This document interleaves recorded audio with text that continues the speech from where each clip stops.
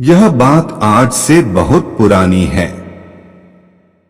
यह बात उस समय की है जब मेरे गांव में एक आश्रम अदालत हुआ था।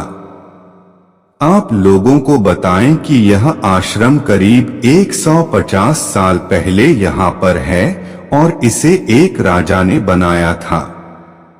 इस कार्यशाला में कई सारे द्वीप हैं जिसका निर्माण उस समय राजा द्वारा किया गया था।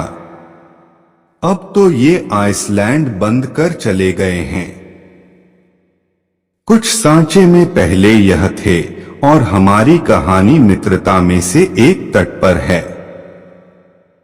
यह बात आज से करीब 36 साल पुरानी है। यह कहानी 36 साल पहले लिखी गई थी। उस समय इस स्कूल में क्लास कर दी गई थी और उन तहखानों को भी बंद कर दिया गया था।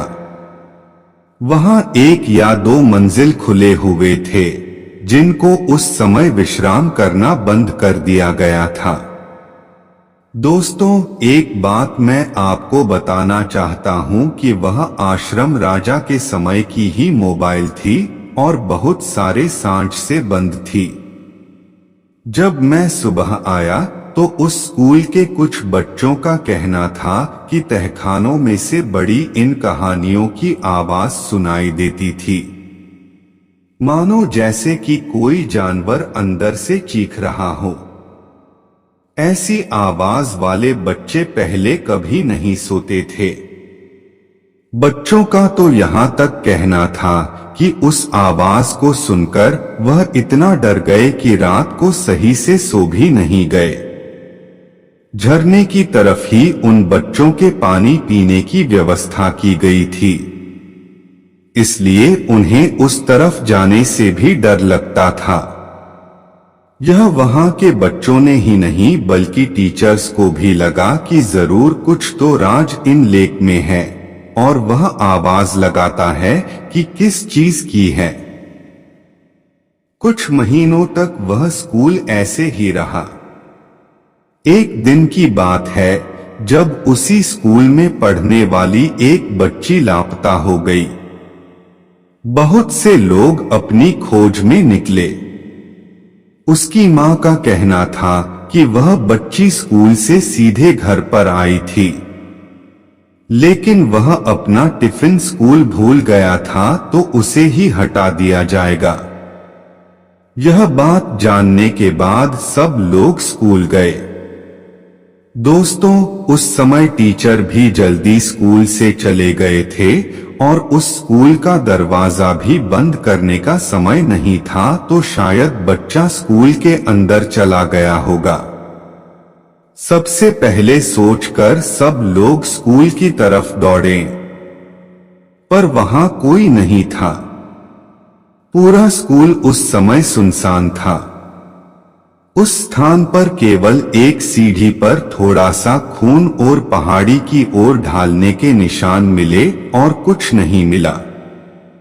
लोगों ने समुद्र तट में देखा। वो स्टॉल पर कोई भूल भुलैया से कम नहीं थे और वहां उन्हें कुछ नहीं मिला। उस बच्ची का भी कुछ पता नहीं चला।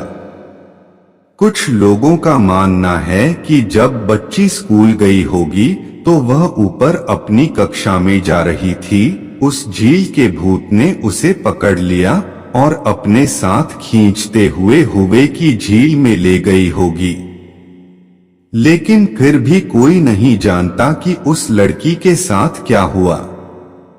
कुछ दिनों बाद वो स्कूल भी बंद कर दिया गया और यूएन तहखानों को भी बंद कर दिया गया। यह तो कोई नहीं जानता कि उन तहखानों में क्या था और वो घसीटने के निशान थे और वो भूत कहां से आया था और कहां दिखाया गया था। दोस्तों, इस दुनिया में कई रहस्य भरे पड़े हैं और जब भी कोई रहस्य हल होता है हमारे सामने एक नया रहस्य उजागर हो जाता है। भूतों, प्रेतों, पिशाचों, चुड़ैलों, डायनों, रक्त पिशाचों या मानव भेदिया हो, हमें हमेशा इन विषयों पर कई तरह की फिल्मों को देखने को मिलता है या लोगों द्वारा कई तरह की कहानियां सुनाई जाती हैं। इस दुनिया में कई रहस्यों की जानकारी प्राप्त करने के लिए इस कहानी को सब्सक्राइब कर लें, ताकि ऐसी ही कोई नई और रोमांचक कहानी मिल सके। रुपए हॉरर स्टोरी आप तक जानकारी आसानी से मिल जाए। तो मुझे उम्मीद है दोस्तों आपको यह हॉरर स्टोरी अच्छी लगी होगी।